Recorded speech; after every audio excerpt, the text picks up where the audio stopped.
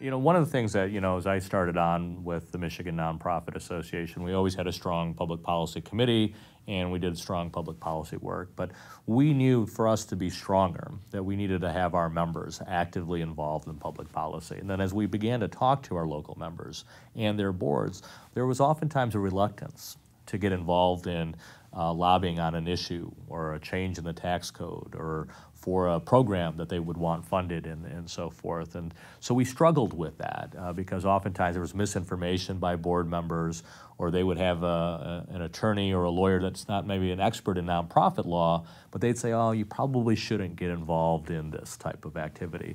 The IRS code is very clear. Nonprofit organizations can advocate and lobby. What they can't do is electioneer. They can't choose Republican or Democrats or support candidates, but they can do everything else as it deals with policies at the Capitol.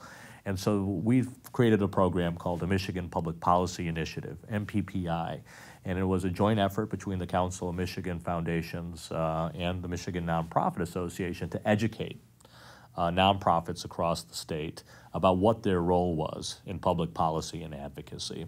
At the same time, Michigan was starting with term limits. And we wanted to make sure these new term-limited legislators understood the nonprofit sector.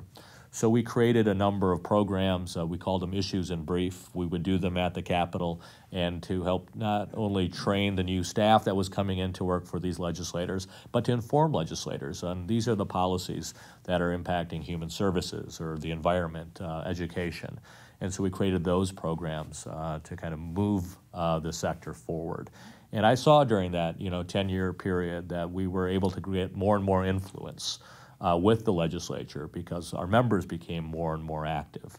Our agendas, our nonprofit agendas, we would make sure that we sit down with legislators to inform them on those different goals and objectives that we had. And then it obviously increased from there. Kyle Caldwell and his team with Aaron Skeen Pratt actually created a nonprofit caucus of legislators who have committed to working with the nonprofit sector.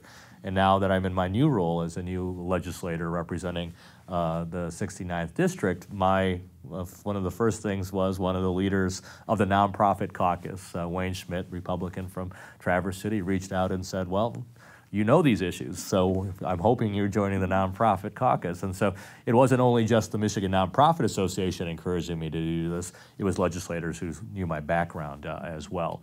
And so that's been a kind of an emerging program within the Nonprofit Association that's really added a lot of strength and understanding for the legislature.